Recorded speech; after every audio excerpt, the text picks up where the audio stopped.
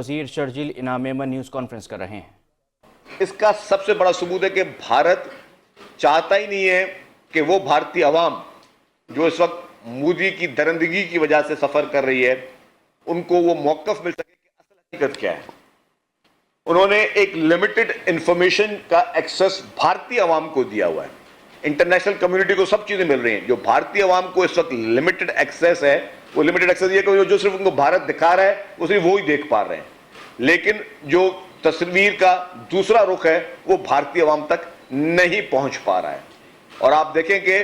یہی سوچ بھارت کی ہے کہ بھارت نہیں چاہتا کہ بھارتی عوام کو پتہ چلے کہ ان کے ساتھ کیا ہو رہا ہے، ان کے ساتھ کس طریقے سے، جس طرح ان کے جہاز گرائے گئے، جس طریقے سے ان کی وہ جو چیک پوسٹ تھی جہاں پہ وہ دہشت گرد بھارتی فوجیں موجود تھیں ان کو نقصان پہنچا، یہ سارے نقصانات وہ بتانا نہیں چاہتے، تو ایک طرف نقصان بھی کر رہے ہیں، بلینز آف ڈالرز کے ان کے جہاز جو کہ نریندر مودی نے ایک بہت بڑی کرپشن کے عوض لیے، جس کی شواہد ثبوت انکوائری تو خود یہ ہم نہیں کہہ رہے، یہ خود بھارتی پولیٹیکل پارٹیز کہہ رہی ہیں، آج بھی وہ چیزیں موجود ہیں۔ تو یہ میں سمجھتا ہوں کہ یہ بھارتی نیریٹو کی ناکامی ہے، کیونکہ نیریٹو کی جیت وہ ہوتی ہے کہ آپ اپنا موقف بھی دیں اور اگلے کا موقف بھی سنیں۔ پاکستان میں اس وقت آپ نے دیکھا کہ president of Pakistan, prime minister of Pakistan, army chief, naval chief, air force chief اور جتنی بھی حکومتیں اور جتنی بھی پولیٹیکل پارٹیز ہیں سب متحد ہیں۔ کل پرائم منسٹر صاحب نے جو اسمبلی کے فلور پہ بات کی اس کی بھی تعریف کرتا ہوں، جس طرح انہوں نے پی ٹی آئی کو بھی دعوت دی،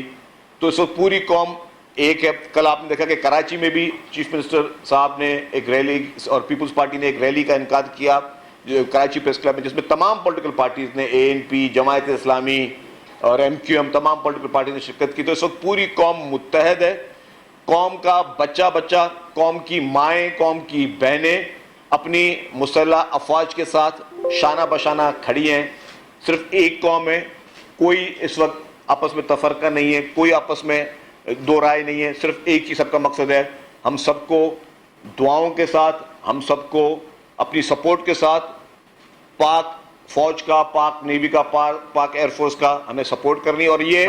بھارت کے لیے اور انٹرنیشنل کمیونٹی کے لیے کھلا میسج بتانا چاہتے ہیں کہ یہ صرف آپ ہمارے جو وردی پہننے والے ہمارے افسران ہیں یا ہمارے جوان ہیں ان کے نمبرز پہ نہیں جائیے گا، اس قوم کا ایک ایک بچہ، پاکستانی قوم کا ایک ایک فرد اس وقت وہ مجاہد ہے، پاکستانی قوم کا ایک ایک فرد بارڈر پہ لڑنے کے لیے تیار ہے اور ہر جگہ پہ بھارتی جارحیت، بھارتی شرنگیزی کو منہ توڑ جواب دینے کے لیے تیار، اور پوری قوم اس وقت سپورٹ کرتی ہے اپنے آرم فورسز کو، پوری قوم اس وقت جو ہے وہ یک آواز ہے کہ ہر حال میں بھارت کو شکست دیں گے۔ پاکستان جو کہ کبھی بھی نہیں چاہتا کہ امن کا دامن چھوڑا جائے، پاکستان ایک پرامن ملک ہے، پاکستان جو سب سے زیادہ دہشت گردی کا شکار رہا ہے وہ ملک جو امن کا دامن نہیں چھوڑنا چاہتا، لیکن جو جارحیت شروع کی گئی تو اس جارحیت کا منہ توڑ جواب پوری 24 کروڑ عوام بھارت کو دے گی، نریندر مودی کو دے گی، کیونکہ نریندر مودی، میں پہلے بھی کہہ چکا ہوں، یہ وہ شخص تھا وزیر اعظم بننے سے پہلے اس کا امریکہ میں جانے پہ اس پہ پابندی تھی،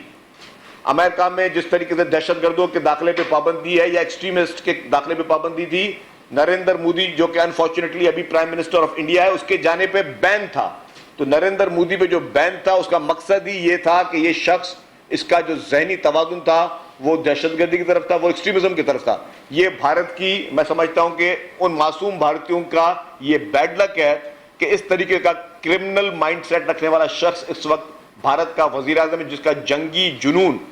جس طریقے سے پلوامہ میں ڈرامہ کر کے کوئی شواہد نہیں تھے انہوں نے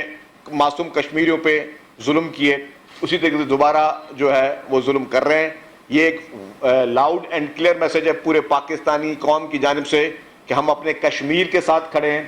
ہم اپنے کشمیریوں کے ساتھ کھڑے ہیں، ہم کشمیری جدوجہد کے ساتھ کھڑے ہیں، اور بھارت جو کہ ڈیموکریسی کی بات کرتا ہے تو یونائٹ کر